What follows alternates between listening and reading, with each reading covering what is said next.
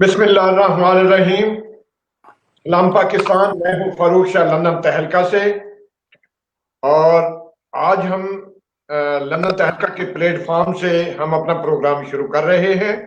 तो इस वक्त मेरे साथ मेरे शरीक गुफ्तगू हैं मेरे मेहमान आज पाकिस्तान से बोल टीवी के जनाब फैसल साहब। मुझे बड़ी खुशी हो रही है फैसल भाई को देख के।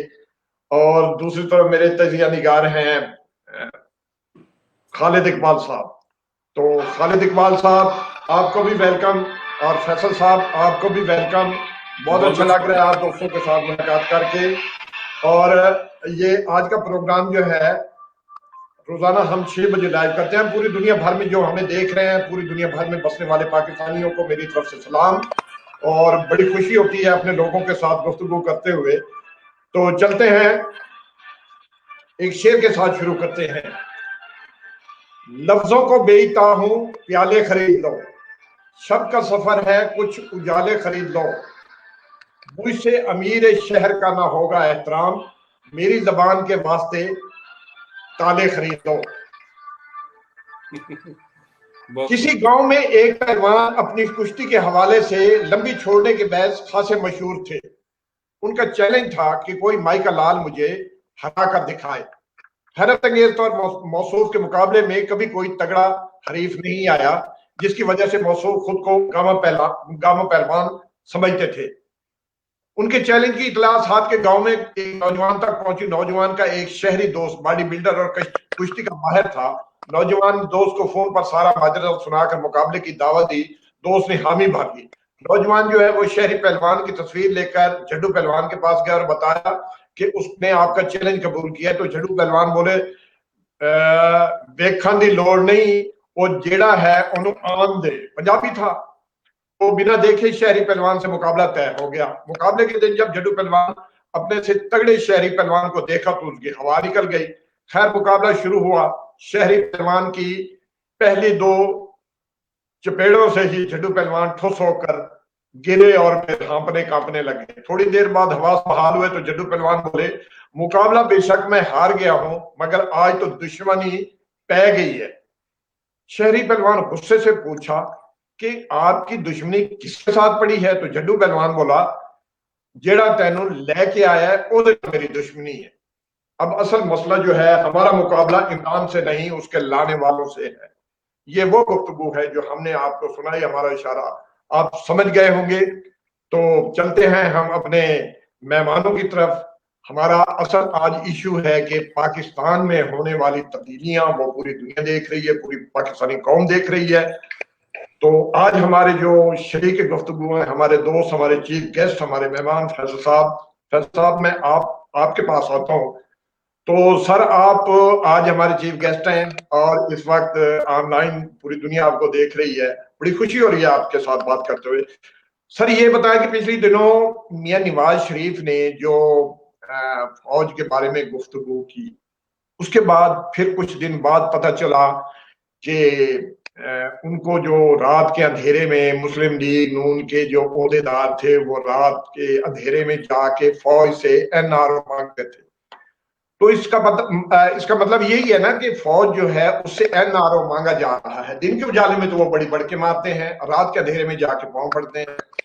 तो इसके बारे में अभी हमें ये पता चला है कि क्या फौज ने एक तो ये मैसेज दिया है कि हमारे पास उसका पूरा प्रूफ है, अगर वक्त आने पे अगर नवाज शरीफ साहब दोबारे बोले तो हम उनकी वो गुफ्तगू जो है वो ओपन कर देंगे। एक और लीक सामने आने वाली है। बताएं सर आप क्या कहते हैं इस सिलसिले में? शाह साहब बहुत बहुत शुक्रिया आपका। और आप बहुत सीनियर जर्नलिस्ट हैं और बड़ी गहरी निगाह रखते हैं पाकिस्तान के मामलात के ऊपर, और ख़ास तौर में लंदन पे बैठकर पाकिस्तान की सियासत के ऊपर आपकी बड़ी गहरी एक नज़र होती है। और यही वजह है कि आज आपने टॉपिक के अंदर भी इस तरह से घेरा है कि मेरा ख्याल है देखने वालों को बहुत सारी चीज़ें मिलेंगी, क्योंकि आपने बिल्कुल गर्दन से पकड़ लिया पाकिस्तान की सियासत को, मुस्लिम लीग नून को, और ये गेट नंबर 4 से आने जाने वालों को, रातों में अंधेरों में मुलाकातें करने वालों को, और लेट कर बूट साफ करने वालों को, और सुबह जो है चीखे लगाने वालों को, सबको आपने एक ही सवाल में घेर लिया। देखिए मैं सबसे पहले ये कि एक इस वक्त इन्वायरमेंट, ये सारी चीजें जो हो गई वो हुई हैं, लेकिन इस वक्त का इन्वायरमेंट वो आपके सामने शेयर करना चाहता हूँ, जो पाकिस्तानी कौम का इन्वायरमेंट है। पंजाब में, केपी में, फाटा में, गिलगित में, कश्मीर में, सिंध में, बलूचिस्तान में, कराची में लोग कह रहे हैं, सोशल मीडिया पे नजर आ रहा है, वो ये है कि पाकिस्तानी कौम जो है वो पाक फौज से बहुत ज्यादा मोहब्बत करती है, और उसके मुकाबले में उसके सामने कोई सियासी पार्टी, कोई सियासी रहनुमा, कोई शख्सियत, कोई चीज कभी उसके आड़े नहीं आ सकी। और आज एक बार फिर वो जो लेवल है मोहब्बत का, जज्बात का, वो एक बार फिर पाक फौज का बहुत बुलंद पाया जाता है। अब इसमें गर्दन क्यों अड़ा दी कौम और पाक फौज के दरमियान? नवाज शरीफ साहब ने अपनी अहमकाना तकरीर करके और मरियम साहिबा ने अजीबोगरीब किस्म का बयान देके और एक ऐसा नैरेटिव उठा के जिसका उनसे कोई ताल्लुक ही नहीं है, यानी कि वो उसी सिलसिले से, उसी दाई के जरिए पैदा हुए हैं, उसी जगह से पैदा हुए हैं, उसी सीन से पैदा हुए हैं, और ये बार बार लोगों को मालूम हो रहा है। तो इसमें सिर्फ और सिर्फ छींटे, गंदगी, कालक मुस्लिम लीग नून पर लग रही है। और फौज चूंकि कुर्बानी देती रही है, और रिसेंटली जो कुर्बानियां हैं आर्मी पब्लिक स्कूल के सिनेरियो के बाद, जरबे अजब की सूरत के अंदर, रद्दुल फसाद की सूरत के अंदर, जवानों की कुर्बानियां, शहादतें, पाकिस्तान को बचाना, पाकिस्तान को बचा के आगे लेके आना, इस सारे सिनेरियो के अंदर, हर क्राइसिस के अंदर फौज सबसे पहले आके पाकिस्तान को संभाल लेती है। वो सैलाब का मामला हो, वो कोविड का मामला हो, वो क्राइसिस हो, वो कश्मीर का मामला हो, जाने देती है। और हर सूरत के अंदर उसे मालूम है उसके ऊपर 6th जनरेशन वॉर वाले हमले होते हैं इंडिया की तरफ से, और मियां साहब का इंडिया से दोस्ती, इसका मोहब्बत का एक रिश्ता, एक हिस्ट्री, एक ताल्लुक है, जो वो बहुत लंबे अरसे तक किस तरह से फौज के खिलाफ बात करते रहे डॉन लीग्स में। उसमें तो एक दफा फिर उन्होंने गोबर अपने मुंह पे मल लिया है, और इस सारे सिनेरियो के अंदर उन्हें हासिल कुछ नहीं हो रहा। अच्छा, DGISPR ने जो गुफ्तगू फरमाई बहुत मुख्तसर थी, लेकिन उन्होंने सारे पर्दे उठा दिए। मजीद गुफ्तगू करना मुस्लिम लीग नून के लिए या उनके किसी भी एहलकार के लिए, किसी भी रहनुमा के लिए, अपने आप को गोबर में गिरा देना है क्योंकि और दूसरा रास्ता नहीं है। लोग बहुत कनेक्टेड हैं फौज के साथ, फौज की आए दिन आप कुर्बानियां देख रहे हैं, रोजाना की। आज कश्मीर से मुतालिक डेवलपमेंट है, उसके ऊपर कौम फिर फौज के साथ खड़ी हुई है। तो एक ऐसी फौज जिसके बगैर वतन आगे नहीं चल सकता, मुल्क आगे नहीं चल सकता, कौम सांस नहीं ले सकती, कौम को अपनी फौज से बहुत ज्यादा प्यार है। इस सारे सिनेरियो में आके एक मफरूर मुजरिम जो लंदन में बैठा हुआ है, वो कोई बात कहेगा जो उन्होंने ही पैदा किया, वही हाथ पांव जोड़ के पैदा होने वाला आदमी वो बात कहेगा, और मरियम साहिबा इस सूरत में बात कहेंगी और कौम मान लेगी। तो शाह साहब बहुत एहतराम के साथ, इस सारे सिनेरियो के अंदर कौम नहीं मानेगी, और इस सारी सूरत हाल के अंदर तमाम चीजें सबको मालूम है। मुस्लिम लीग नून किस तरह से पैदा हुई, किस तरह सियासत करती रही, किस तरह हुकूमतों में रही, किस तरह हुकूमत में आके फौज को पंजाब पुलिस बनाने की कोशिश करती रही। आज सारे पाकिस्तानियों को मालूम है कि मुस्लिम लीग नून किस जगह पे, और वो मफरूक कैदी जो यहाँ से झूठ बोल के गया और अमेरिका लंदन जाने के बाद अपना इलाज कराने के गर्ज से, और पता ही नहीं लग सका कि आखिर उन्हें बीमारी है क्या, तशखीस क्या है, और अब वो ये तमाम बातें कर रहे हैं जो इंडियन पॉलिटिशियंस पाकिस्तान के बारे में करते हैं। जी, आप क्या देख रहे हैं कि इस वक्त मुस्लिम लीग शुनीद है कि नून भी है, शीन भी है, अब ये घर में लड़ाई भी है, घर में झगड़े भी हैं, इख्तलाफात भी पैदा हो रहे हैं और दो टुकड़े भी हो रहे हैं। एक भाई मुफाहमत कर रहा है, एक भाई मज़ाहमत कर रहा है, ये दो पॉलिसियां चल रही हैं, तो पब्लिक जो है वो कंफ्यूज है। तो इस वक्त इस सूरत हाल में मौजूदा हुकूमत पे क्या असर पड़ सकता है? देखिए, हुकूमत पे तो कोई असर पड़ नहीं रहा, वो तो नहीं पड़ेगा। पाकिस्तान की तारीख में पहली बार है कि मिलिट्री सिविल रिलेशनशिप बहुत स्ट्रांग है जी, अपनी परफॉर्मेंस वाइज नीचे आ सकते थे, उतना वो आ चुके हैं। इससे ज्यादा उनकी परफॉर्मेंस खराब नहीं हो सकती, और उनकी परफॉर्मेंस बेहतर होनी है। दिन ब दिन उनकी परफॉर्मेंस में बेहतरी आनी है वक्त के साथ साथ, और उन्हें कोई ऐसी मुश्किल का सामना नहीं है जो हमने एपीसी देखी। उस एपीसी से जो उनका स्केड्यूल आया है कि वो मुजाहिरे करेंगे, धरने देंगे, फिर ये करेंगे और फिर वो इस्तीफे भी देंगे, मुझे ऐसा कोई खतरा टाइप का कोई ऐसा नजर नहीं आ रहा है। अच्छा, अब जहां तक मामला है शीन और नून का, देखिए शीन वाले साहब का तो कुछ दिन रह गए बाहर, उन्होंने अंदर चले जाना है, उनकी गिरफ्तारी है।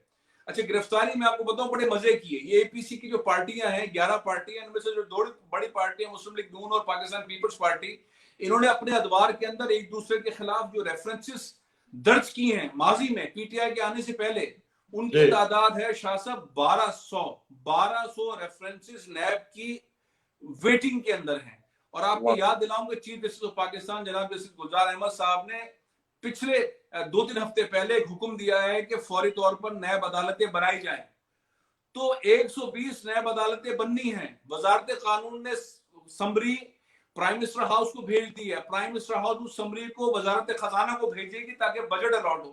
तो 120 अदालतें बननी हैं 1200 रेफरेंसेस के लिए। और ये वो रेफरेंसेस हैं जो मुस्लिम लीग नून ने पाकिस्तान पीपल्स पार्टी के खिलाफ फाइल की थी अपनी हुकूमत में, और पाकिस्तान पीपल्स पार्टी ने मुस्लिम लीग के खिलाफ। तो अगला जो दंगल है वो दंगल नैब लड़ेगी। नैब इस वक्त अंगड़ाइयां ले रही है, उसके सामने एक जबरदस्त किस्म का कानून आ गया है, उसमें मुस्लिम लीग नून का और पाकिस्तान पीपल्स पार्टी का बचना बहुत मुश्किल है। तो शहबाज साहब को जो है अपनी जिंदगी वहीं गुजारनी है, और वो सोच समझ के बात कर रहे हैं, अपने भाई वाली बातें नहीं कर रहे। वो कह रहे हैं किसी तरह से मैं बच जाऊं, कैंसर के पेशेंट है, 25 बीमारियां उनको, वो अपने आप बचाने के लिए कर रहे हैं। अगर वो लंदन में होते तो सिनेरियो डिफरेंट था। वो पाकिस्तान में, और अभी उनको आज ही जो है वो 3 दिन की जो है जमानत और मिली है पीर तक, हो सकता है पीर को वो गिरफ्तार हो जाए। तो आपकी नजर में जो है अभी इन दोनों पार्टियों के दरमियान जो है एक टार्जन जो है वो एंट्री करने वाला है नैब की सूरत में। जी इकबाल साहब, आप कुछ कहना चाह रहे थे। हमारे सॉरी मैं आपका नाम लेना भूल गया। आप रोजाना की तरह हमारे साथ होते हैं, हमारे शरीक गुफ्तगू हैं, हमारे खास हैं। जी इकबाल, खालिद इकबाल साहब, आप कहना चाह रहे हैं। आपकी आवाज मुझे नहीं आ रही।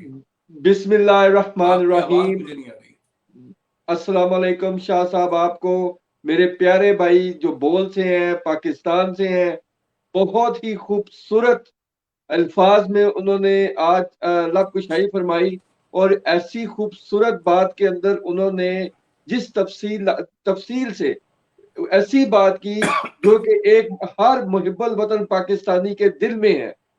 और यही बात इस वक्त पाकिस्तान के गली मोहल्लों में, कूचों में, पंजाब में, सिंध में, बलूचिस्तान में, KPK के अंदर क्रॉस द बोर्ड ये बात हो रही है। ये APC नून लीग को बहुत ज्यादा नुकसान पहुंचा रही है। हर गुजरते लम्हे के साथ, हर गुजरते दिन के साथ APC का जो एलानिया था और जो पर्चियां तकसीम हुई, गलत पर्चियां पड़ी गई, और उसके बाद फिर बहुत सारा नुकसान आप लोगों के सामने है। शाह साहब, कल के प्रोग्राम में हमने न्यूज दी थी कि अभी और नाम सामने आएंगे जो रात की तारीकी में और पसे पर्दा जिन्हें हम अल्फाज यूज कर सकते हैं, जिन्होंने आर्मी के साथ मीटिंग्स की, गेट नंबर 4 के पीछे मीटिंग्स की, खुद रिक्वेस्ट की। अल्हम्दुलिल्लाह एक दफा फिर मेरे जैसे छोटे तालिब इल्म के लिए, जो शाह साहब आपकी शागिर्दी में रोज कुछ ना कुछ मैं सीखता जा रहा हूँ, और अल्हम्दुलिल्लाह मैं लंदन तहलका के प्लेटफॉर्म के ऊपर जो बात करता हूँ, मैं अपने अल्लाह का शुक्रगुजार हूँ। उसके बाद वज़ीर आज़म हाउस की जो टीम है, मीडिया हाउस की टीम, आज मैं उनका तहे दिल से शुक्रिया अदा करना चाहता हूँ कि जो मुझे इंफॉर्मेशन देते हैं और बिल्कुल एक्यूरेट इंफॉर्मेशन देते हैं। और मेरे वो जो यूट्यूबर्स जो पाकिस्तान में है, सदीक चांद, पाकिस्तान के मशहूर एंकर इरशाद भट्टी साहब, साबर शाकिर साहब और डॉक्टर शाहिद मसूद साहब, मैं उनका भी तहे दिल से शुक्रगुजार हूँ कि ये वो शख्सियात है जो एक रोल मॉडल है। और जब भी मेरा राब्ता होता है इन शख्सियात से, हमेशा रहनुमाई फरमाती है। जो बात मैं आपके प्रोग्रामों में पहले कहता हूँ, अल्हम्दुलिल्लाह पूरी होती है। और देखे कल मैंने कहा इकबाल साहब उनका जिनका नाम ले रहे हैं वो अपनी जगह पे, लेकिन इस वक्त हमारे साथ सबसे ज्यादा सीनियर बंदे हमारे साथ मौजूद हैं।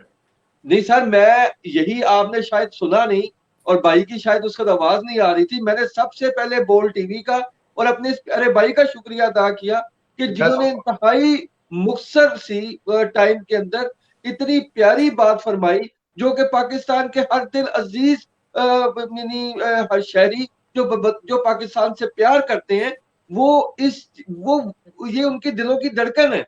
यानी इन्होंने ऐसी बात की जो कि पूरे पाकिस्तान ने, और मैंने मिसाल दी आपको कि ये बात KPK, पेशावर, अपना कराची, सिंध, पंजाब, सब के अंदर क्रॉस द बोर्ड ये बात हो रही है कि नहीं नून लीग ने किया क्या। अब हम इससे आगे बढ़ते हैं। मैं आज फिर आपके प्रोग्राम में ब्रेकिंग न्यूज देना चाहता हूँ। ताकि हम वक्फे की तरफ जा रहे हैं, हम चंद सेकंड बाद। Solicitors is a recognised law firm based in Essex. Britain Solicitors are a highly experienced team with a proven record of success. We always help our clients from all ethnicities. Britain Solicitors specialise in immigration, family law, commercial law, civil litigation, commercial conveyancing, landlord and tenant, driving offences and personal injury. If you're looking for the best solicitors firm, Britain Solicitors is the place. Britain Solicitors.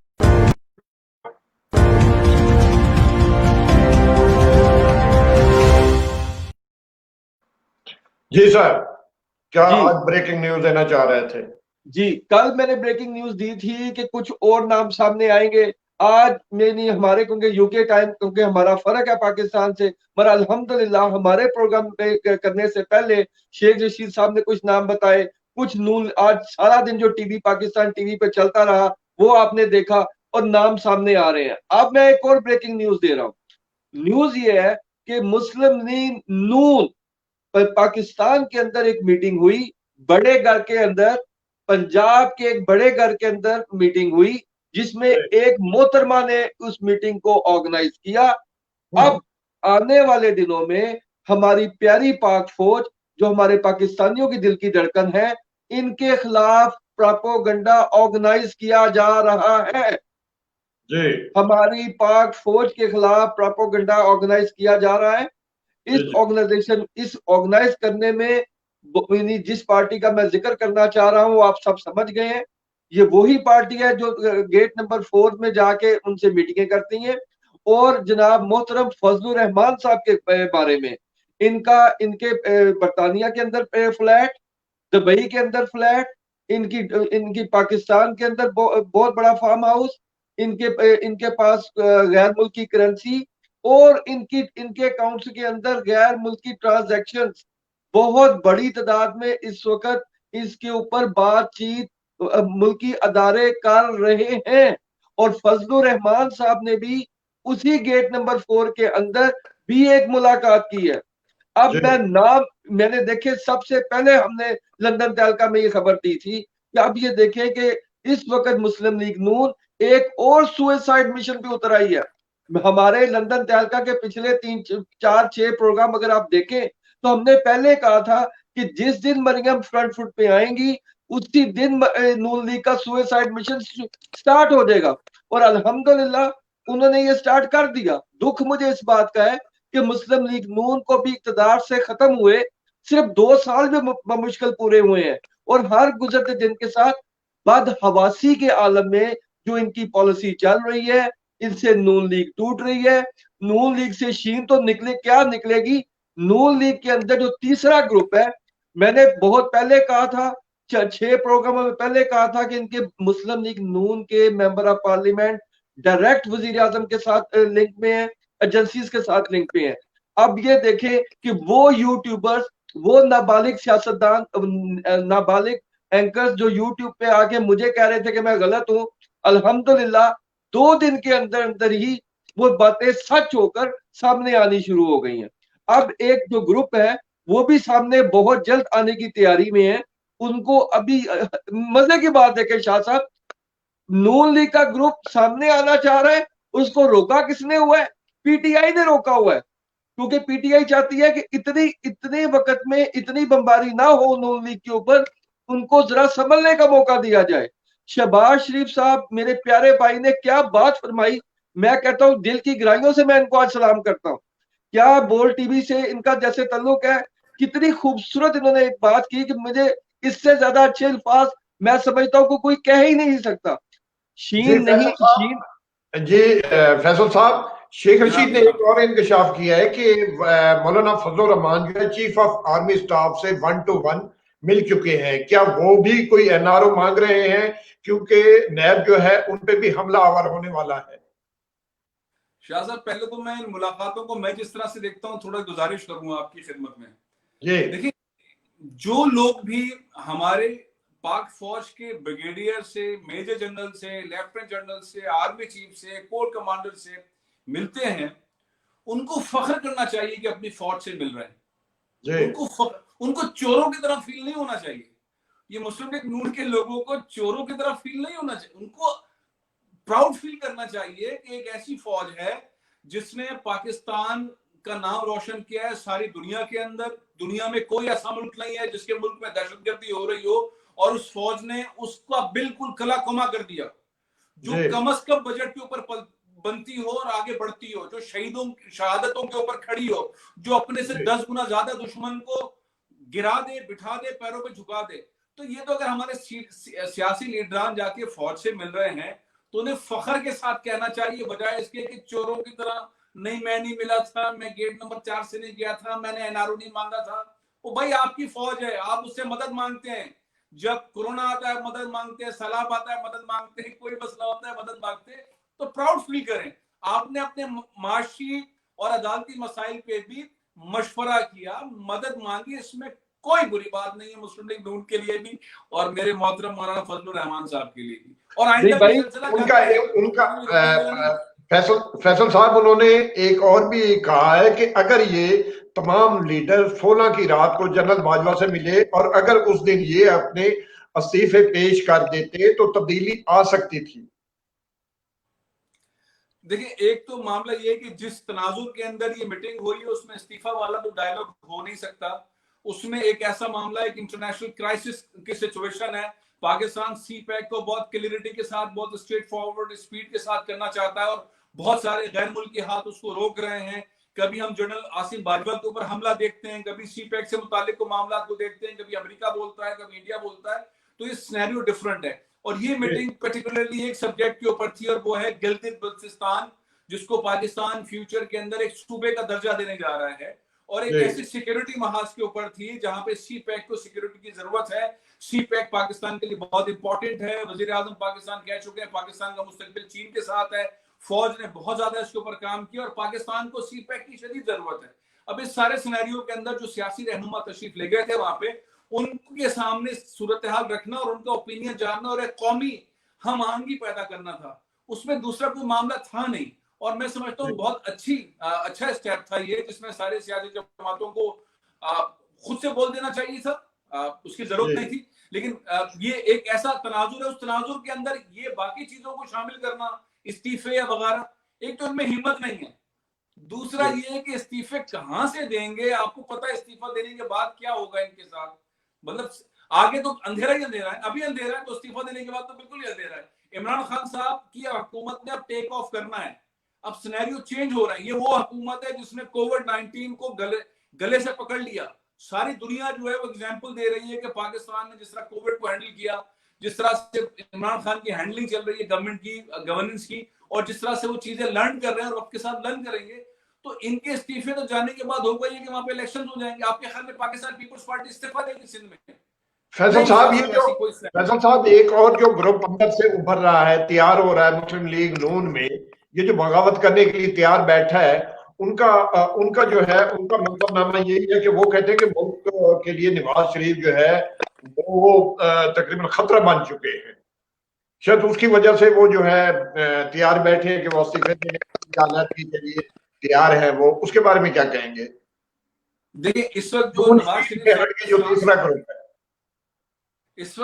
शरीफ साहब ने और मरियम साहिबा ने stand ले लिया है, उसके बाद मुस्लिम लीग जो सच्चे वाकई मुस्लिम लीगी हैं, जिनका नून से, काफ से, चीन से, अलिफ से कोई ताल्लुक नहीं, जो पाकिस्तान बनाने वाले लोग हैं, जो सच्चे मुस्लिम लीगी है, वो नवाज शरीफ के साथ तो खड़े होने को तैयार ही नहीं है। यानी कि पाकिस्तान की बनाने वाली जो तंजीम है, जो पार्टी है मुस्लिम लीग, उसको आप नून कह दें, शीन कह दें, काफ कह दें, कुछ भी कह दें, वो किस तरह खड़ी होगी नवाज शरीफ के इस नैरेटिव के साथ, वो किस तरह खड़ी होगी मरियम के नैरेटिव। तो वो एमएनएज एमपीएस तो उस तरफ गेट की तरफ निकल चुके हैं। अब ये है कि गेट में अंदर उन्हें आने दिया जा रहा है कि नहीं दिया जा रहा, ये वाला सिनेरियो। और मेरा ख्याल ये है कि ऐसी बड़ी तादाद है जो अगर जरूरत पड़ेगी तो वो जाहिर है पाकिस्तान के लिए उस साइड पर चले जाएंगे, क्योंकि ये जो हमने देखा था FATF वाला जो कानून साजी थी, उसके अंदर अगर कोई पाकिस्तान के खिलाफ किया है, उस कानून के खिलाफ किया है, जिसने बाइकआउट किया है, आपने एक ऐसे तनाजुर में जब ग्रे लिस्ट और ब्लैक लिस्ट का मामला है, आपने उस कानून साजी के अंदर हाथ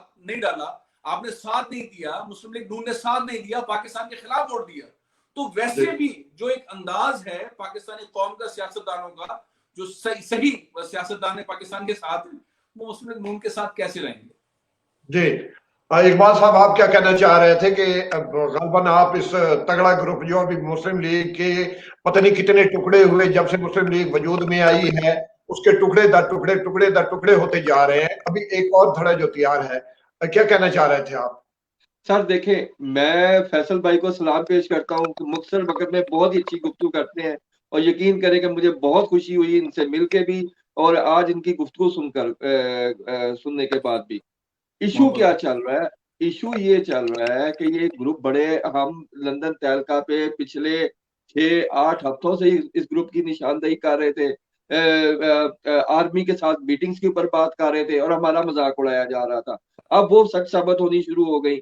अब अगली बात जो हमने बता दी कि मुस्लिम लीग नून अब इंतशार की तरफ एक कदम और बढ़ाने जा रही है, और अब आदमी के खिलाफ प्रोपेगेंडा शुरू किया जा रहा है, और ये आइंदा आने वाले अब 2 हफ्तों के अंदर या ज्यादा से ज्यादा 3 हफ्तों के अंदर आप ये देखेंगे कि आर्मी के खिलाफ बातें होंगी। आर्मी जो ऑफिसर्स हैं, इनकी जायदादों को लेकर इनके ऊपर कीचड़ उछाला जाएगा, और फिर वो ही गेम खेली जाएगी जैसे डॉन लीग्स में खेली गई थी। इस वक्त सारा एक बात मैं यहाँ आपकी वो करूंगा, यहाँ ये जो प्रोग्राम बन रहा है तो आर्मी ने वो जो ऑडियो वीडियो क्लिप्स हैं वो भी तैयार रखे हुए हैं कि वहां जिस तरह जाके मरियम नवाज और नवाज शरीफ के लिए जो भीख मांगी गई, तो वो क्लिप भी ओपन होने के लिए तैयार है, वो भी किसी वक्त आ सकते हैं। जी कंटिन्यू। मैं आपको अपने जराए से बिल्कुल तस्दीक शुदा बात बता रहा हूं कि जब ISSPR ने अपनी मीटिंग की, उससे 15 मिनट पहले या 10 मिनट पहले उन्होंने जुबैर साहब को टेलीफोन किया और उन्हें बताया कि हम ये चीज पब्लिक करने जा रहे हैं, अगर कोई डिनायल आया तो वीडियो क्लिप, जो वीडियो हमारी मीटिंग की है, वो पूरी की पूरी मीडिया को दे दी जाएगी। उस खिफत से बचने के लिए जुबैर साहब ने अपने चहेते टेलीविजन को राब्ता किया, उनसे कहा कि मुझे लाइन पे लें, और उन चहेते टीवी को कहा गया कि मुझसे ये सवाल पूछे। उस चहेते एंकर ने सवाल पूछा, फिर ये जवाब दिया गया। आज जियो न्यूज, सॉरी मुझे माजरत के साथ नाम लेना पड़ेगा उस चैनल का, कि आज जियो न्यूज क्या स्टिकर चलाता रहा कि PTI के असद उमर के भाई जुबैर गुल का आर्मी चीफ के साथ मीटिंग हुई।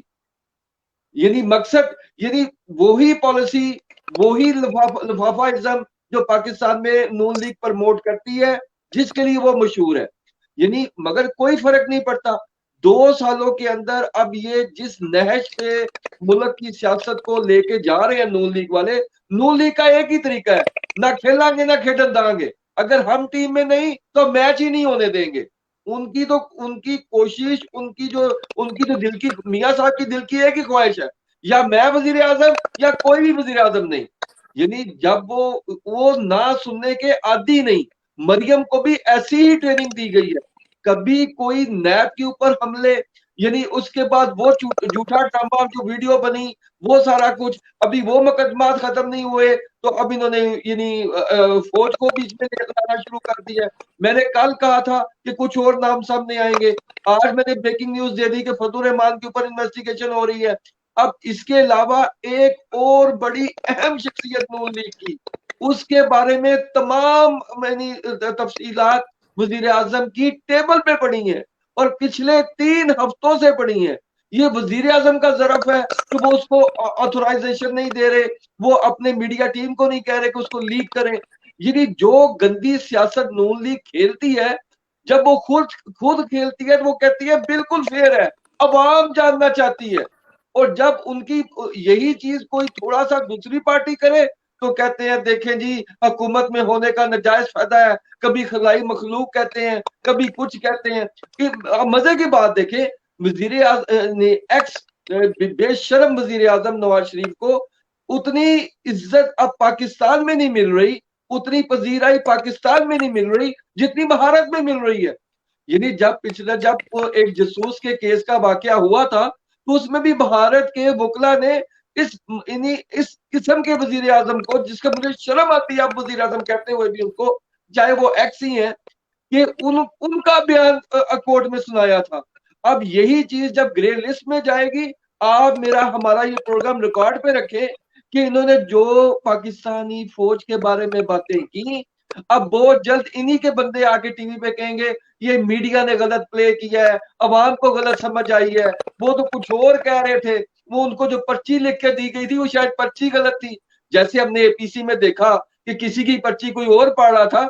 मुझे तो ये डर है कि जब ये और प्रेशर बिल्टअप होगा तो कहीं मियां साहब यही ना कह दे कि सॉरी यार थू मारो, वो जो मैंने स्पीच की थी वो गलत पर्ची मैंने पढ़ ली थी।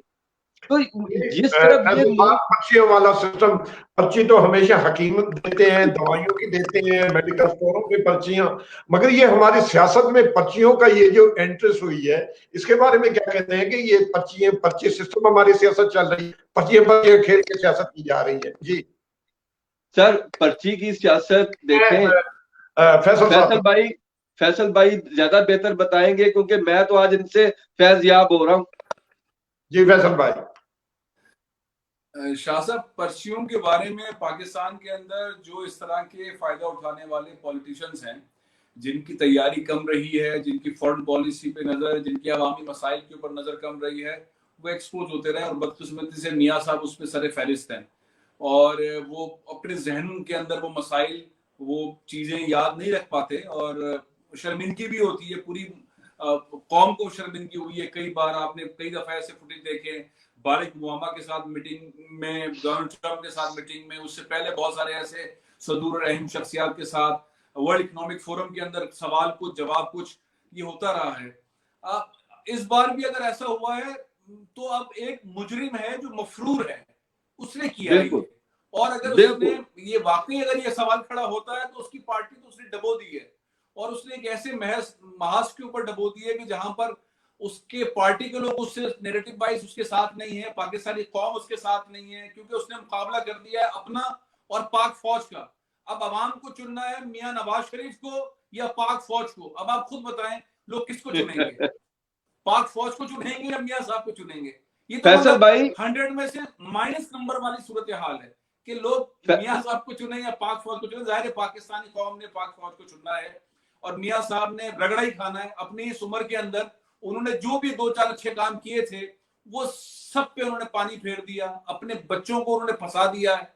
जो मरियम है उनका करियर तबाह हो गया है, फिलहाल तो उसमें कोई उम्मीद नजर नहीं आती। और उसके बाद उन्होंने बेवकूफी कल की है, उसके बाद तो अब सिनेरियो कोई नहीं है कि वो जिस तरह की गुफ्तगू फरमा रही है। और वो एक ऐसी पॉलिटिशियन की साहबजादी है जिन्होंने रिलीफ सिर्फ और सिर्फ फौज से लिया है, हर मौके पे फौज से रिलीफ लिया है, हर पॉइंट पे फौज से रिलीफ लिया है, यहां से भागने में फौज से रिलीफ लिया है, हर सूरत में फौज से रिलीफ लिया है। और फौज के जिसे कहते हैं कि कमर पे मुसलसल छुरे घोंपती रही हैं।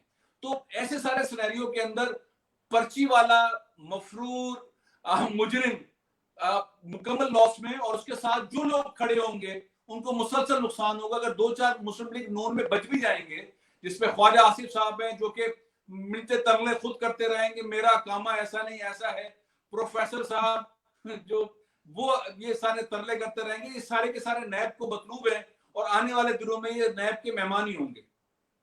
जी फैसल साहब, ये एनआरओ की तरफ चलते हैं। एनआरओ से हमारा सिस्टम चला, हम जरा थोड़ा मुल्की तारीख में जो एनआरओ मिले हैं उनके बारे में जरा थोड़ा नजर डालें, क्योंकि मुल्की तारीख में पहला जो है एनआरओ जनरल अयूब ने फरवरी 1969 में इक़्तिदार बचाने के लिए दिया था। दूसरा एनआरओ जो है वो जनरल यहिया ने मार्च 1971 में इक़्तिदार बचाने के लिए दिया था। तीसरा एनआरओ जनरल ज़िया ने मार्च 1981 में इक़्तिदार बचाने के लिए दिया। चौथा एनआरओ जनरल मुशर्रफ ने अक्टूबर 2007 में इक़्तिदार बचाने के लिए दिया।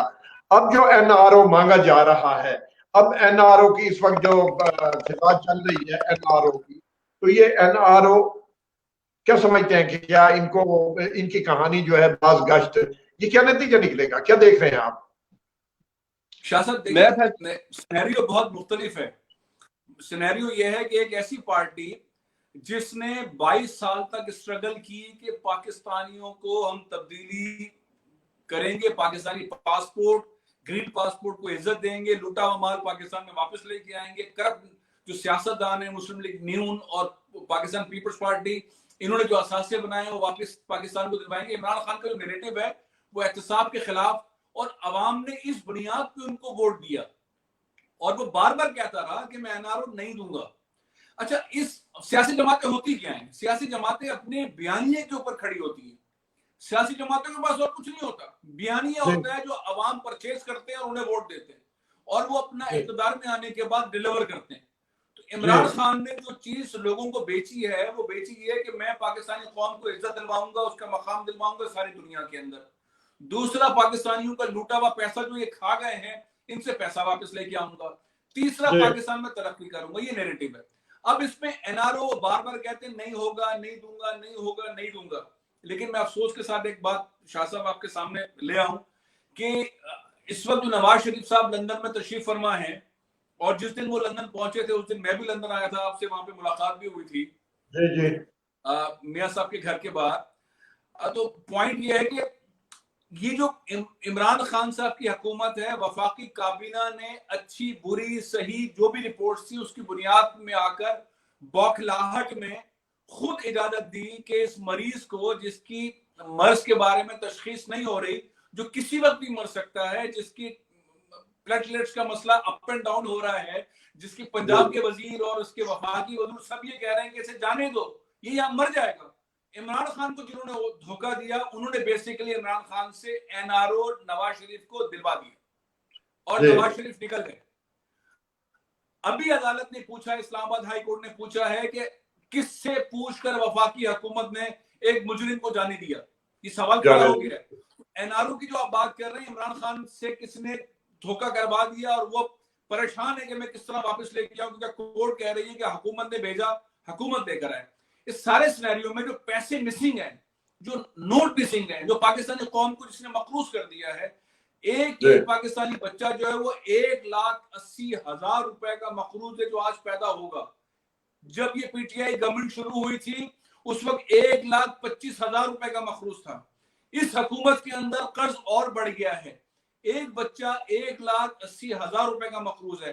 तो ये सारी सूरत हाल की जिम्मेदारी इमरान खान साहब पर आती है। वो इसलिए कह रहे हैं मैं एनआरओ नहीं दूंगा, वो इसलिए कह रहे हैं मैं वापस लेकर आऊंगा। और दूसरा सिनेरियो ये है कि वो एक तरक्की की तरफ, इकोनॉमिक स्ट्रेंथ की तरफ आगे बढ़ने की कोशिश कर रहे हैं, सीपैक को आगे ले जा रहे हैं और फौज और मौजूदा हुकूमत के दरमियान एक ऐसा अलायंस मौजूद है जिसके अंदर जेर जबर पेश की भी कमी पेशी नहीं होती। दोनों तरफ से एक ही नुक्ता आता है, पाकिस्तान की तरक्की के लिए, पाकिस्तान की खुशहाली के लिए और चीन के साथ चलने के लिए। और पाकिस्तान ने ये वादा कर दिया कि हम किसी की जंग नहीं लड़ेंगे, कश्मीरियों के साथ खड़े होंगे, फलस्तीनियों के साथ खड़े होंगे, ओवरसीज पाकिस्तानी को इज्जत देंगे और चीजों को बेहतर। तो लाइन ऑफ एक्शन क्लियरिटी के साथ है। अब ये मामला है कि अगली जो मैंने जैसे बताया कि 1200 केसेस हैं और 120 नैब की कोर्ट्स बन रही हैं। वो नैब की कोर्ट्स जो हैं वो मोहब्बत करने के लिए नहीं बना रहे, वो जनाब यानी 90 दिन के अंदर उन्होंने केस पूरा करना है। 90 दिन के अंदर इनकी चीजें बिक सकती हैं, आवाम को, कौम को पैसा वापस मिलेगा। तो एनआरओ टाइप की चीज नहीं। और जो गलती इमरान खान से हो गई है उसका जवाब भी इमरान खान ने देना है। अगर मियां साहब बैठे रहते हैं वहां पर लंदन में और नहीं आते वापस, तो इमरान खान पे दबाव बढ़ेगा, अदालत दबाव बढ़ाएगी। और उस यानी आपके कहने का मतलब ये है कि बहुत बड़ा, फैसल साहब आप ये कहना चाह रहे हैं कि बहुत बड़ा झाड़ू जो है वो फिरने वाला है पाकिस्तान। बिल्कुल बिल्कुल। नैब जो है वो नैब इस मूड में आ गई है। रिसेंट जो कानून साजी हुई है एफएटीएफ के अंदर, उसमें पाकिस्तान मुस्लिम लीग और पीटीआई, इसका शायद ही कोई वजीर, कोई एमएनए, कोई एमपी बच पाएगा। उनके ऊपर 1200 रेफरेंसेस हैं, उन्हें जो उन्होंने कमाया है देना पड़ेगा, जो उनके प्रॉपर्टी है उसके डॉक्यूमेंट्स देने पड़ेंगे, ओवरसीज उनकी जो प्रॉपर्टी है देने पड़ेंगे। बहुत मुश्किल है बचना। और फौज भी तैयार है, नैब भी तैयार है और हुकूमत भी तैयार है। जी ओके, थैंक यू। इकबाल साहब आप क्या कहना चाह रहे थे? बहुत मैं फैसल भाई से एक सवाल पूछना चाह रहा था, जैसे माशाल्लाह इतनी खूबसूरत गुफ्तगू फरमाते हैं, क्योंकि फैसल भाई हम इधर ओवरसीज में बैठे हुए हैं, लाजमी बात है कि ग्रास रूट लेवल के ऊपर जब आप सड़कों पे खुद निकलते हैं, गली मोहल्ले में खुद निकलते हैं, जो फीलिंग्स आपको हो सकती हैं वो हमें इधर बैठे हुए नहीं हो सकती। मेरा ये सवाल है कि आपने जब ये मियां साहब ने खिताब फरमाया उसके बाद क्या कोई मुहिब्बुल वतन पाकिस्तानी जो आप, जिसको आप जानते हो कि ये मुहिब्बुल वतन पाकिस्तानी है, किसी ने कोई ऐसा दावा किया आपके सामने कि मियां साहब के जो इरशाद था वो सुनहरी हुरूफ में लिखने वाला है?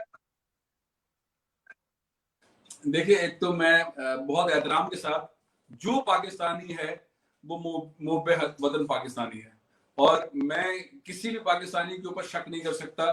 और मुझे करना भी नहीं चाहिए। और मेरी गुजारिश होगी कि सब जो है, हो सकता है उसका नुक्ता नजर, उसका पॉइंट ऑफ व्यू मेरे पॉइंट ऑफ व्यू और आपके पॉइंट ऑफ व्यू से इख्तलाफ रखता हो, और उसको हक है वो इख्तलाफ राय रखे, लेकिन मैं उसकी वतन से मोहब्बत के ऊपर जो है शक नहीं कर सकता। तो मेरी गुजारिश सिंपल सी है कि हम सहाफियों को जो है वो किसी को मोहब्बे वतन कहने और ना कहने के वाले इम्तिहान में नहीं डालना चाहिए। हाँ, आपका सवाल बहुत जबरदस्त है कि मियाँ साहब की तकरीर के बाद जो मियाँ साहब से प्यार करने वाले, मोहब्बत करने वाले, उनके करीबी लोग हैं, उनके लिए एक बड़ा इम्तिहान हो गया है कि वो पाक फौज से मोहब्बत करें या एक ऐसे बंदे से जिसे अदालत ने सजा दे दी है, जो मफरूर है, उससे करें। फैसला बहुत क्लियर है। एक ऐसा इदारा जो पाकिस्तान में हर पॉइंट पे खड़ा है, वो कोविड का मामला हो, दहशतगर्दी का मामला हो, वो जाने दे रहा हो, वो सारी दुनिया में पाकिस्तान का नाम कर रहा हो, पाकिस्तान की तरक्की में सुबह शाम हर शोबे में पाकिस्तान के लिए अव्वलीन, और जिसकी वजह से पाकिस्तान मजबूत हो, यानी कि जिसने एक नई मुसलसल 70-72 सालों के अंदर कुर्बानियां दी। और रिसेंटली एक छोटी सी पाकिस्तान की फौज है इंडिया के मुकाबले में, और पाकिस्तान एयरफोर्स ने जिस तरह से इंडिया का हशर नशर किया, आपने देखा हुआ है। तो पाकिस्तानी कौम बहुत मोहब्बत करती है। तो मेरी नजर में कोई ऐसा शख्स नहीं हो सकता जो मियाँ साहब को पाक फौज के मुकाबले में प्यार करेगा या दाद नहीं, देगा। आप बिल्कुल सही कह रहे हैं फैसल भाई, मगर मैंने जो पार्लियामेंट के अंदर देखा कि जो बगैरत FATF के अंदर मुल्क के वो बुग़्ज़े इमरान रखते हुए जब वो मुल्क के खिलाफ जिन लोगों ने वोटिंग दी, मुझे ये अफसोस हुआ कि किस तरह मैं उस इंसान को अपना लीडर मानूं या अपना मेंबर ऑफ पार्लियामेंट मानूं जो कि मेरे मुल्क के खिलाफ खड़ा हो गया। यानी अगर हम FATF से बाहर निकल आते हैं तो उससे हमारे मुल्क का फायदा था। ये बुग़्ज़े इमरान में जो नून लीग और पीपल्स पार्टी ने मिलके FATF के खिलाफ वोटिंग की, और उसके बाद मियाँ साहब की ये तकरीर, मेरी नजर में जो इसीलिए मैंने मुहिब्बुल वतन कहा, क्योंकि अगर आप FATF के बाद भी जो मेंबर ऑफ पार्लियामेंट खड़े होकर जिन्होंने हमारे मुल्क को ग्रे लिस्ट में शामिल करने की अपनी तरफ से भरपूर कोशिश की, वो मुहिब्बुल वतन नहीं रहते। इसलिए मुझे दुख है सर, मुझे दुख इस बात का है। इसलिए उसमें नुक्ता दूसरा है, आपकी बात बिल्कुल सही है। उसमें नुक्ता यह है कि FATF के बारे में जो कवानीन बनाए गए हैं, जो कानून साजी हो गई है, उसका उनके ऊपर जो असर पड़ रहा है वो ज्यादा उनके लिए खतरनाक है। उनके लिए उनके जो माल है लंदन में, दुबई में, अमेरिका में, उनकी जो कंपनीज हैं, उनके जो गांव गोठो शहरों में प्रॉपर्टीज बन गई हैं, असल मामला उसमें वो है जिसका मैं जिक्र कर रहा हूं कि अब नैब को FATF के आड़ में वो इख्तियारात मिल गए हैं जो मनी लॉन्ड्रिंग से मुतालिक हैं, बेनामी अकाउंट से मुतालिक हैं, गोला गंडे वाले की अकाउंट के अंदर कैसे पैसे आ गए, और कुल्फी वाले के अकाउंट में कैसे पैसे आ गए, एक मोची के अकाउंट में, रक्शे वाले के अकाउंट में पैसे अरबों रुपए कैसे आ गए। तो ये जो कानून साजी हुई है वो मनी लॉन्ड्रिंग से मुतालिक है ना। उसमें ये सियासतदान जो जिनसे मुतालिक आप कह रहे हैं, इन्होंने पैसा हड़प किया है ना। तो पाकिस्तान में जो नैब है वो स्ट्रॉन्ग हो गया है, और पाकिस्तान में अब जो सुप्रीम कोर्ट ऑफ पाकिस्तान ने, चीफ जस्टिस ऑफ पाकिस्तान जनाब जस्टिस गुलजार अहमद साहब ने हुक्म दिया है कि 120 अदालतें बनाएं, 90 दिन के अंदर रेफरेंस चलाएं, 1200 रेफरेंस को कंक्लूड करें। उन्होंने बेसिकली कोर्ट के अंदर उसके खिलाफ फैसला दिया है कि हमें हमने बहुत ही प्यारी वजाहत, हम तुम्हारे साथ है, हमें माफ कर दो।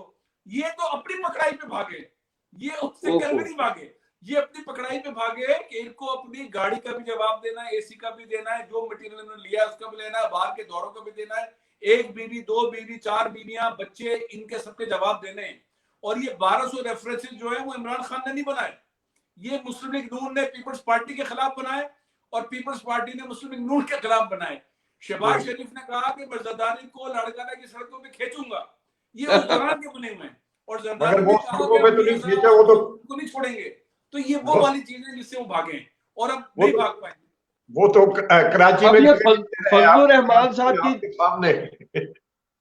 रहमान साहब की जो प्रॉपर्टीज निकली है बरतानिया में, दुबई में, और इनके जो इनके अकाउंट्स के अंदर जो हमारे हमसाया मुल्कों से जो ट्रांजैक्शन हुई हैं, अब जब वो डिटेल्स अवाम के सामने आएंगी तो ये किस तरह अपने आप को मजहबी रहनुमा साबित कर पाएंगे।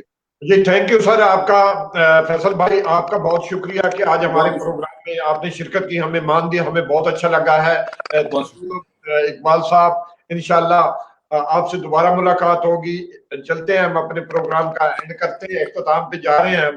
तो इंशाल्लाह आपसे दोबारा मुलाकात होगी। मैं अपने तमाम दुनिया भर में देखने और सुनने वाले पाकिस्तानियों को एक दफा फिर उनका शुक्रिया अदा करता हूं कि उन्होंने हमारा प्रोग्राम देखा और पसंद किया। हमारे चीफ गेस्ट जो थे उन्होंने बहुत प्यारी बातें की, और हमारे इकबाल साहब जो है उन्होंने बहुत प्यारी और अच्छी तजावीजें भी दी, और उनकी ब्रेकिंग न्यूज भी हमने सुनी। इंशाल्लाह मिलते हैं अगली नई अपडेट के साथ। उस वक्त तक इजाजत चाहते हैं आप सबका। अल्लाह हाफिज।